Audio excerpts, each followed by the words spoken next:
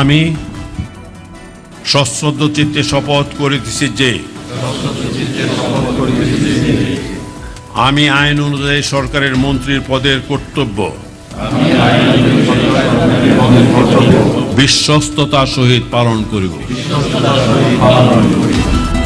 আওয়ামী লীগ সরকারের ৪৭ সদস্যের মন্ত্রিসভার শপথ, চতুর্থবারের মতো প্রধানমন্ত্রী হলেন আওয়ামী লীগ সভাপতি শেখ হাসিনা। নতুনদের নিয়ে মন্ত্রিসভা গঠনে দল বা জোটে বিরূপ প্রভাব পড়বে না বললেন ওবায়দুল কাদের। বিষয়টা দায়িত্বের পরিবর্তন সেভাবেই দেখা যায়, তারা হয়তো পার্টিতে মনোনিবেশ করবে। সরকারের উন্নয়নের ধারাবাহিকতা ধরে রাখা তরুণ মন্ত্রীদের জন্য বড় চ্যালেঞ্জ বলছেন বিশ্লেষকরা। এবং মহা জালিয়াতি নির্বাচনের মন্ত্রিসভা নিয়ে কোনো কথা নেই বললেন রিজভী। মহা কি ভোট ডাকাতির নির্বাচনের মন্ত্রিসভা নিয়ে আমার কোনো বক্তব্য নাই।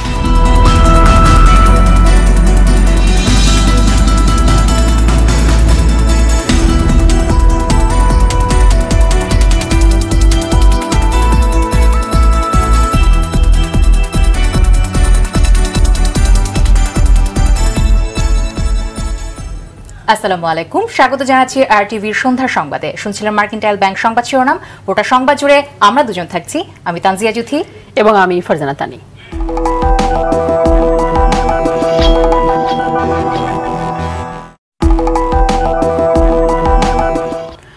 চতুর্থবারের মতো প্রধানমন্ত্রী হিসেবে শপথ নিলেন আওয়ামী লীগ সভাপতি শেখ হাসিনা। বিকেলে বঙ্গভবনে রাষ্ট্রপতি আব্দুল হামিদ তাঁকে শপথ পড়ান। প্রধানমন্ত্রী মোট 5টি মন্ত্রণালয়ের দায়িত্ব পালন করবেন। প্রধানমন্ত্রীর পরই শপথ নেন 24 জন মন্ত্রী, 19 জন প্রতিমন্ত্রী ও 3 জন উপমন্ত্রী। আরও দেখুন খান আলামিনের রিপোর্টে। বঙ্গভবনের দরবার হলে হয় নতুন সরকারের শপথ গ্রহণ অনুষ্ঠান। নির্দিষ্ট সময়ের আগে উপস্থিত হন প্রধানমন্ত্রী শেখ হাসিনা, আওয়ামী লীগের সিনিয়র নেতা, সরকারের ঊর্ধ্বতন কর্মকর্তা ও বিভিন্ন বিদেশি রাষ্ট্রের প্রতিনিধিরা। বিকাল 3:30টায় রাষ্ট্রপতি আব্দুল হামিদ প্রধানমন্ত্রীর শপথ গ্রহণ করতে আহ্বান জানান আওয়ামী লীগের সভাপতি শেখ হাসিনাকে। প্রধানমন্ত্রী হিসেবে টানা তৃতীয়বার এবং দেশের ইতিহাসে সর্বোচ্চ চতুর্থবারের মতো শপথ নেন বঙ্গবন্ধু কন্যা। শপথ পড়ান রাষ্ট্রপতি। তাহা প্রধানমন্ত্রী রূপে যথাযথভাবে আমার কর্তব্য পালনের প্রয়োজন ব্যতীত প্রত্যক্ষ বা পরোক্ষভাবে কোনো ব্যক্তিকে জ্ঞাপন করিব না। নতুন প্রধানমন্ত্রীকে অভিনন্দন জানান রাষ্ট্রপতি। পরে শপথ বইয়ে স্বাক্ষর করেন প্রধানমন্ত্রী। এ সময় বঙ্গভবনে উপস্থিত প্রধানমন্ত্রীর ছোট বোন শেখ রেহানা তাকে ফুল দিয়ে অভিনন্দন জানান। এরপর মন্ত্রী হিসেবে 24 জনকে শপথ পড়ান রাষ্ট্রপ্রধান। সশ্রদ্ধ চিত্তে শপথ করিতেছি যে বিশ্বস্ততার সহিত পালন করিব। পরে 19 জন প্রতিমন্ত্রী ও 3 জন উপমন্ত্রী শপথ গ্রহণ করেন। আমি আইন অনুযায়ী সরকারের প্রতিমন্ত্রীর পদের অনুষ্ঠান পরিচালনা করেন মন্ত্রিপরিষদ সচিব মোহাম্মদ শফিউল আলম। এখন আমি নবনিযুক্ত মাননীয় উপমন্ত্রীগণকে অনুগ্রহপূর্বক মহামান্য রাষ্ট্রপতির নিকট। খান আলামিন, RTV, ঢাকা। উন্নয়নের ধারাবাহিকতা বজায় রাখতে নিষ্ঠার সঙ্গে দায়িত্ব পালনের অঙ্গীকার করলেন নতুন মন্ত্রীরা। বিকেলে বঙ্গভবনে শপথ গ্রহণ শেষে সাংবাদিকদের স্বাস্থ্যমন্ত্রী জাহিদ মালেক বলেন, দেশের স্বাস্থ্য খাতে উন্নয়নে কাজ করবেন তিনি। আইনমন্ত্রী আনিসুল হক এবং বন ও পরিবেশ মন্ত্রী শাহাবুদ্দিন সুশাসন প্রতিষ্ঠার অঙ্গীকার করেন। আরো উন্নত করব এবং দেশবাসীকে যাতে ভালো স্বাস্থ্য সেবা দিতে পারি তার চেষ্টা করব। আমার মন্ত্রণালয়ে যেগুলি আছে সেগুলি আপনারা জানেন, যেই অসমাপ্ত কাজগুলি আমি করি নাই সেগুলি সমাপ্ত করব। আমি বন ও পরিবেশ এবং জলবায়ু বিষয়ক মন্ত্রণালয়ের দায়িত্ব পেয়েছি, এই দায়িত্ব যেন সঠিকভাবে পালন করতে পারি, আপনারা সবাই দোয়া করবেন। নতুনদের নিয়ে মন্ত্রিসভা গঠনে দল বা জোটে বিরূপ প্রভাব পড়বে না বলে মনে করেন সেতুমন্ত্রী ও আওয়ামী লীগের সাধারণ সম্পাদক ওবায়দুল কাদের। তিনি বলেন, নির্বাচনী ইশতেহার বাস্তবায়নের চ্যালেঞ্জ মোকাবেলা করতেই এই মন্ত্রিসভা। এদিকে নতুন মন্ত্রিসভার সদস্যদের স্বাগত জানিয়েছেন বিদায়ী মন্ত্রীরা।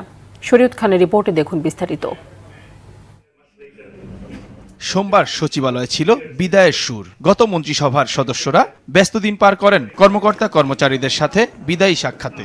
এখন তো আমার অবসর নেওয়া দরকারি এবং সেটাও একদিক দিয়ে ভালো। ওই অবসর না নিয়ে ঝেঁটিয়ে বিদায় হয়ে যাওয়া, সেটার থেকে তো রক্ষা পেয়েছি, এইটা আমার খুব একটা আনন্দের বিষয়। প্রবীণ সদস্যরা যেমন নিজেদের কাজের মূল্যায়ন করেন, তেমনি নতুনদের কাছে তাদের প্রত্যাশার কথা জানান। ফলত ইয়াং পিপল নতুন মন্ত্রিসভায় এসছেন, তাদের উদ্যম, তাদের উৎসাহ নিশ্চয়ই মন্ত্রিসভাকে অনেক গতিশীল করবে। খুবই খুশি যে তিনি এখানে দায়িত্ব নিয়ে আসছেন।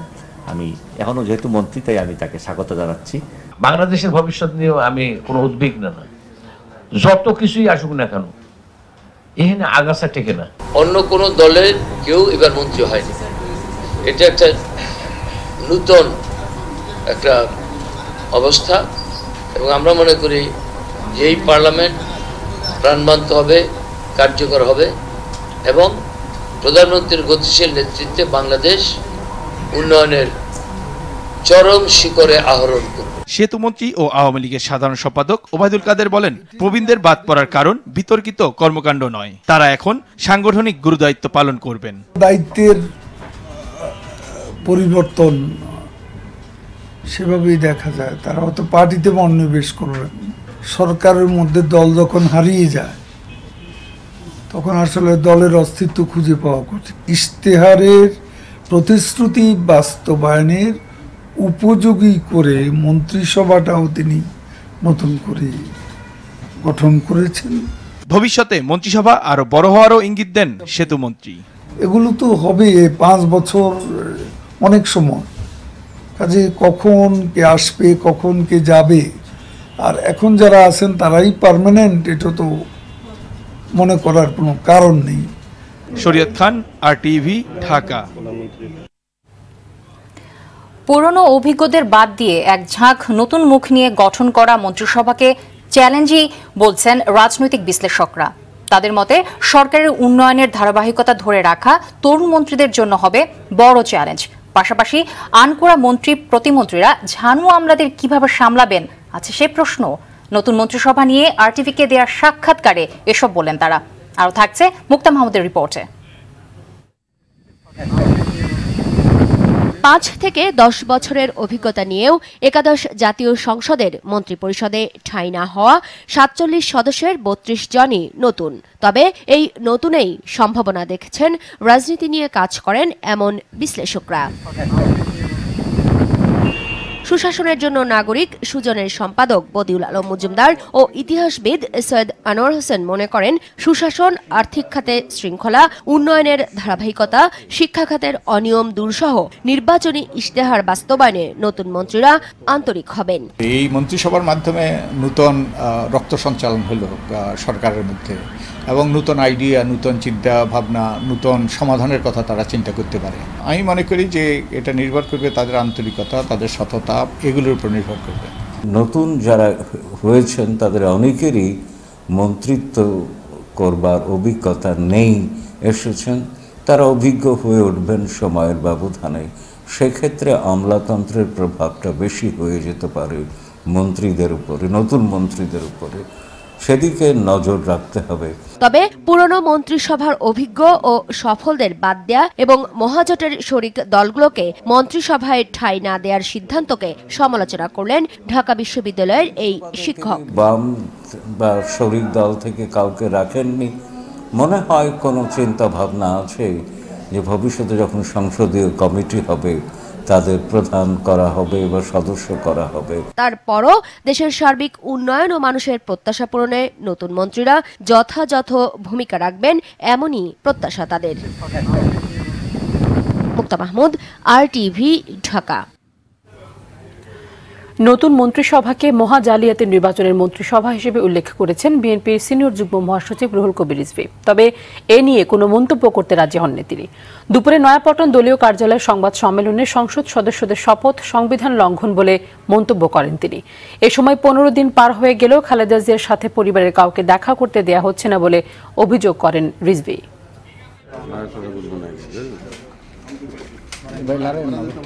অধিকারের পক্ষে আমাদের উচ্চারণ থামবে না। 7 দিনের জায়গায় 15 দিন করা হয়েছে শুধুমাত্র বেগম জিয়ার সাথে তার আত্মীয় স্বজনদের সাক্ষাতে।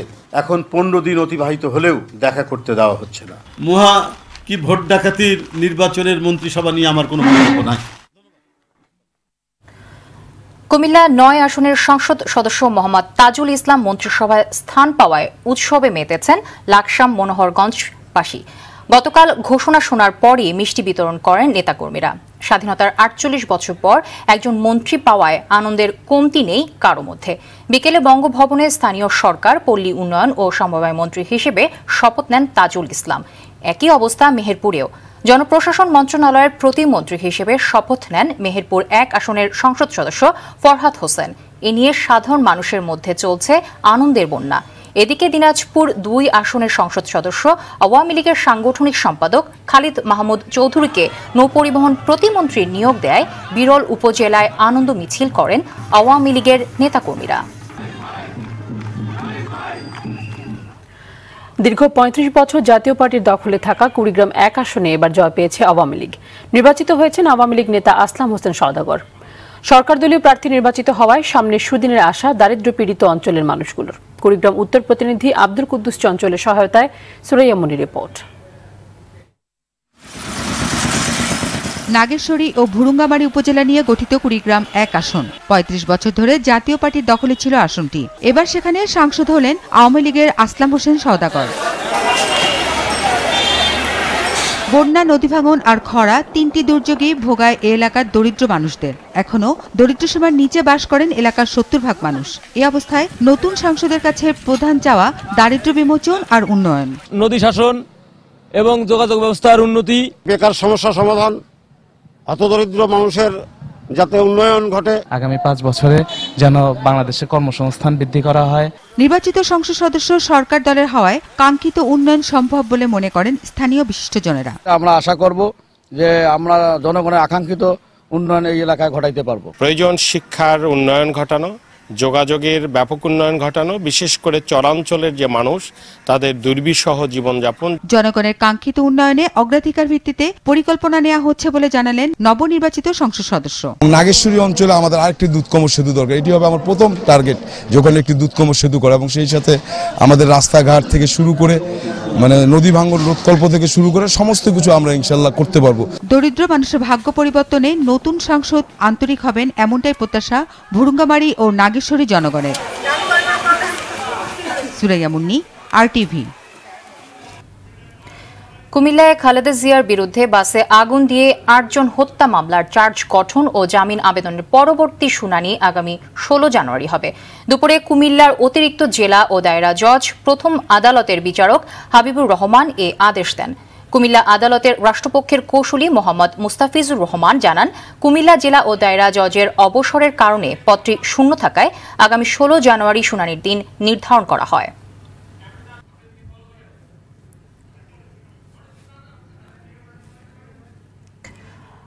কনকনে শীতে কাঁপছে দেশের উত্তরাঞ্চল। রংপুরে আগুন পোহাতে গিয়ে 3 দিনে মারা গেছে 3 জন। আগুনে পুড়ে গুরুতর আহত অবস্থায় চিকিৎসাধীন রয়েছেন আরও 11 জন। একজনকে গুরুতর অবস্থায় ঢাকায় আনা হয়েছে। আরও 3 জনের অবস্থা আশঙ্কাজনক বলে জানিয়েছেন রংপুর মেডিকেল কলেজ হাসপাতালের বার্ন ইউনিটের চিকিৎসক। গেল 1 সপ্তাহ তাপমাত্রা 7 থেকে 8 ডিগ্রি সেলসিয়াসের মধ্যে ওঠানামা করায় বিপাকে অসহায় মানুষগুলো। এদিকে চুয়াডাঙ্গায় অব্যাহত রয়েছে মাঝারি শৈত্যপ্রবাহ। দিন দিন তাপমাত্রা কমায় বিপর্যস্ত হয়ে পড়েছে জনজীবন। সোমবার জেলার সর্বনিম্ন তাপমাত্রা রেকর্ড করা হয়েছে 8 ডিগ্রি সেলসিয়াস। কুড়িগ্রামের সর্বনিম্ন তাপমাত্রা রেকর্ড করা হয়েছে 9.3 ডিগ্রি সেলসিয়াস। হিলিতে ঘন কুয়াশার কারণে যানবাহন চলাচল বিঘ্ন হচ্ছে। গাইবান্ধা, মেহেরপুরে শীত বাড়ায় দুর্ভোগ বেড়েছে ছিন্নমূল মানুষের।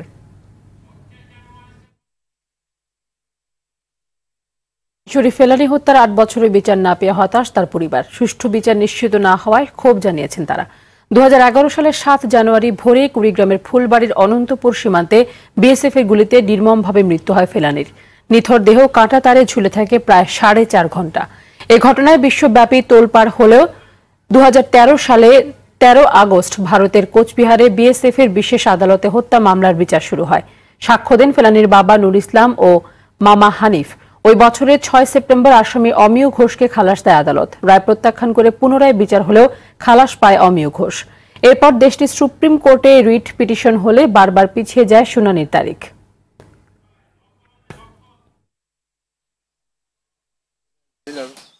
জেলা পরিষদ থেকে দিছে না?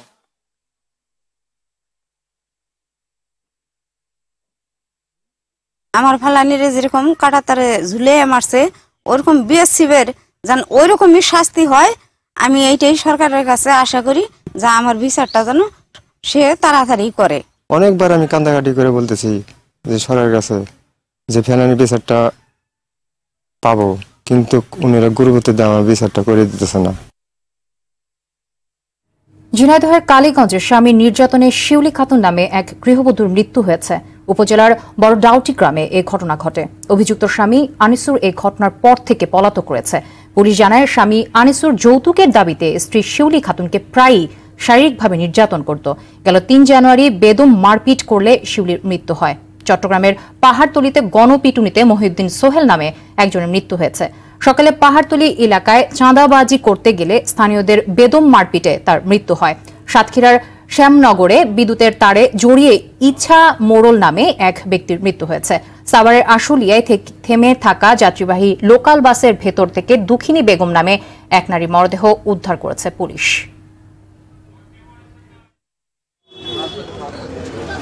সাতক্ষীরা ধর্ষণের পর দ্বিতীয় শ্রেণীর এক শিক্ষার্থীকে পানিতে ফেলে হত্যা করা হয়েছে। এই ঘটনায় জড়িত থাকায় জয়দেব নামের এক যুবককে গ্রেফতার করা হয়েছে। গেল রাতে আশাশুনি উপজেলার গাবতলা গ্রামে এই ঘটনা ঘটে। পুলিশ জানায় গাবতলা গ্রামের প্রশান্ত দাসের মেয়ে সুস্মিতা একই গ্রামের অম্বিকা সরকারের কাছে প্রাইভেট পড়ত। রাতে অম্বিকা বাসায় না থাকায় তার ভাই জয়দেব সরকার ওই শিক্ষার্থীকে পড়ানোর নাম করে নির্যাতন করে। এক পর্যায়ে জ্ঞান হারিয়ে ফেললে তাকে বাড়ির পাশের পুকুরে ফেলে দেওয়া হয়। পরে স্থানীয়দের সহায়তায় পুকুর থেকে শিশুটির মরদেহ উদ্ধার করে পুলিশ।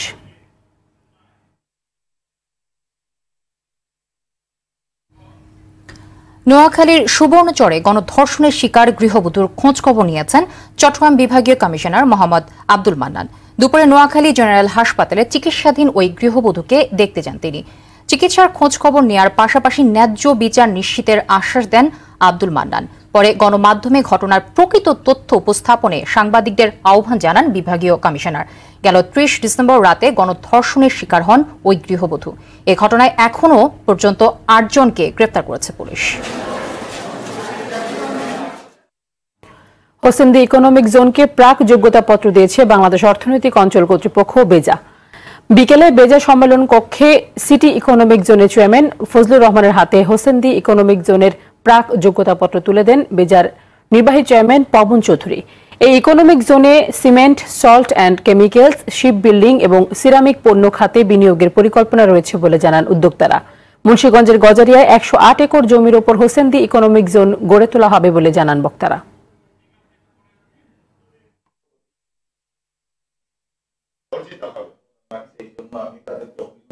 ২৮টা ইকোনমিক জোনের লাইসেন্সের জন্য উপস্থাপন করেছিলাম।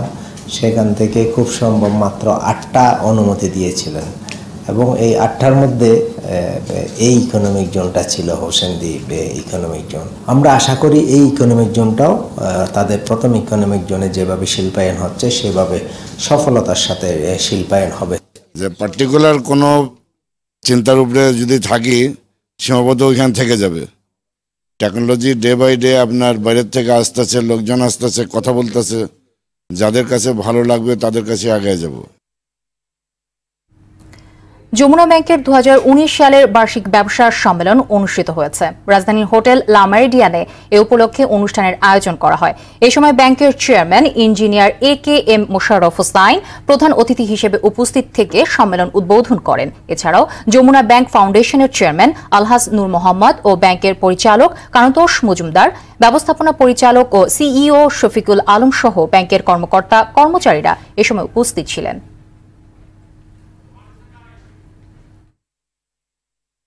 দিনাজপুরের বিরল উপজেলার শীতার্ত মানুষের মাঝে ৫ শতাধিক কম্বল বিতরণ করেছে ইফাদ গ্রুপ। ইফাদ গ্রুপের চেয়ারম্যান ইফতেখার আহমেদ টিপুর তত্ত্বাবধানে শীতবস্ত্র বিতরণ কর্মসূচির উদ্বোধন করেন বিরল পৌরসভার মেয়র সবুজার সিদ্দিক সাগর। এ সময় উপস্থিত ছিলেন ইফাদ গ্রুপ দিনাজপুর জোনের AGM রাশিদুল ইসলাম কামাল, ব্যবস্থাপক শামীম রেজা, বিরল উপজেলা আওয়ামী লীগের সাধারণ সম্পাদক মোস্তাফিজুর রহমান বাবু সহ সংশ্লিষ্টরা।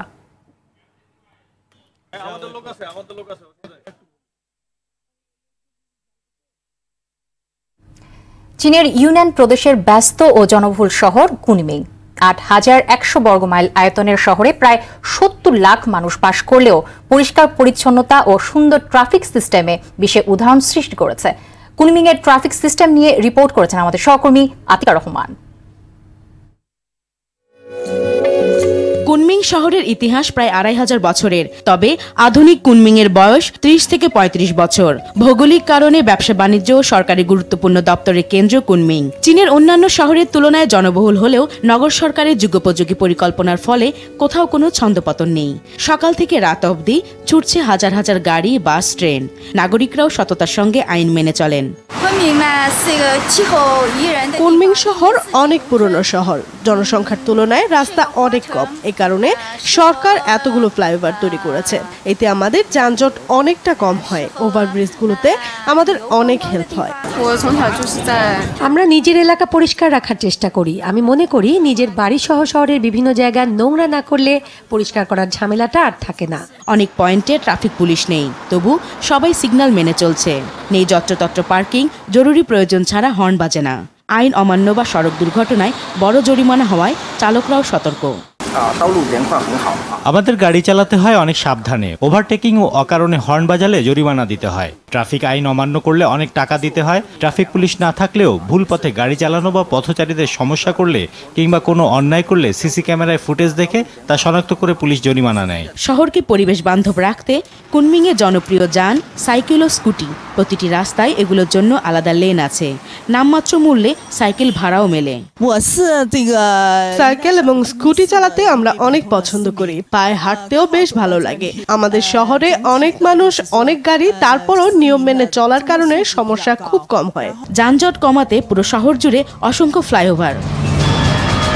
কুনমিং পরিচিত চির বসন্তের শহর হিসেবে। পর্যটকদের কাছে এর অন্যতম আকর্ষণ শহরের রাতের সৌন্দর্য।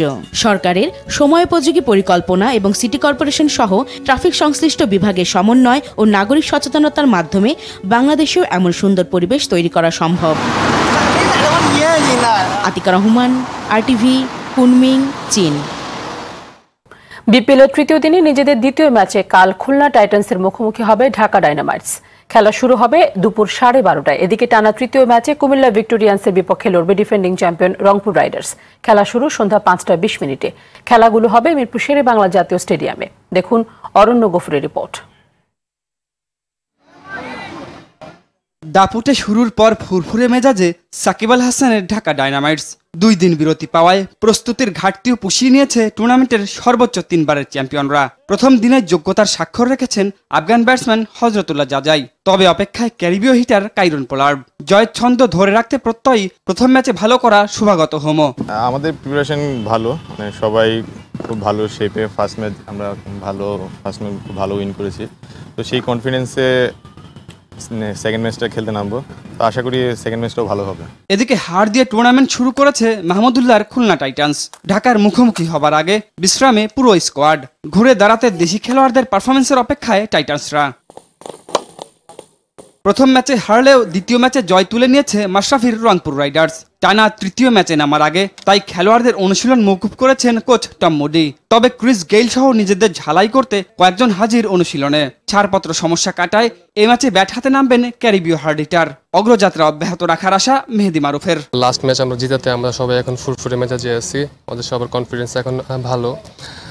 ব্যাটিং বোলিং দুইটাতেই আমাদের খুব ভালো পারফরমেন্স হয়েছে।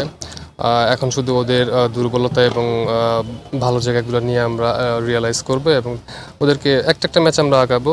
তো আগামী ম্যাচটা হচ্ছে আমাদের কুমিল্লাকে নিয়ে প্ল্যান। আফ্রিদির কল্যাণে প্রথম ম্যাচে পার পেলেও এবার আরো সাবধানী কুমিল্লা ভিক্টোরিয়ান্স। তামিমের ব্যাটে রান আসলেও দায় রয়েছে স্টিভেন স্মিথ, শোয়েব মালিকদের। ব্যাটিং নিয়ে বাড়তি পরিকল্পনার কথা মেহেদি হাসানের কণ্ঠে। স্টেপ বাই স্টেপ আগাইতে চায়, যেহেতু একটা করে টার্গেট, সেক্ষেত্রে এক্ষেত্রে এটাও এরকম হবে যে একটা টার্গেট থাকবে, একটা ম্যাচের জন্য একটা পরিকল্পনা থাকবে, ওই দিকেই আগাবো। আমি যদি ভালো বল করি গেইল আউট হবে, অন্য বড় ব্যাটসম্যান আউট হবে। আমি যদি বাজে বল করি যে কোনো ব্যাটসম্যানই মারবে। অরণ্য গফুর, RTV, ঢাকা। দ্বিতীয় স্তরে পেশাদার ফুটবল আসর বাংলাদেশ চ্যাম্পিয়নশিপ লিগ BCL এর প্রস্তুতি নিতে শুরু করেছে ফকিরেরপুল ইয়াং মেন্স ক্লাব। 2016 সালে চ্যাম্পিয়ন দলটি 2018-19 মৌসুমে আবারও সেরা হতে কঠোর অনুশীলনে নেমেছে। বিভিন্ন জটিলতার মধ্যেও অল্প সময়ের প্রস্তুতিকে কাজে লাগাতে চায় রাজধানীর মতিঝিল পাড়ার এই দলটি। চলতি মৌসুমে সফলতার আশা দলটির কর্মকর্তা ও কোচের। এরই সঙ্গে শেষ করছি সন্ধ্যার সংবাদ। তার আগে মার্কেন্টাইল ব্যাংক শিরোনামগুলো জানিয়ে দিচ্ছি আরও একবার।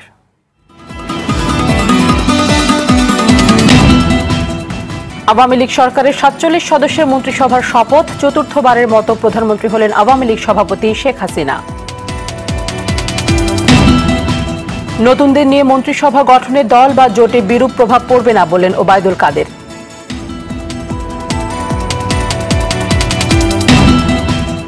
সরকারের উন্নয়নের ধারাবাহিকতা ধরে রাখা তরুণ মন্ত্রীদের জন্য বড় চ্যালেঞ্জ বলছেন বিশ্লেষকরা।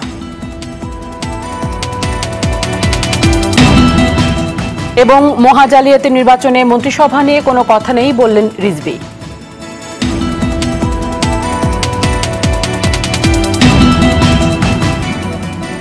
সন্ধ্যার সংবাদ এই পর্যন্তই। আরটিভির সবশেষ সংবাদ জানতে যে কোনো মোবাইল ফোন থেকে 24141 নম্বরে ডায়াল করুন।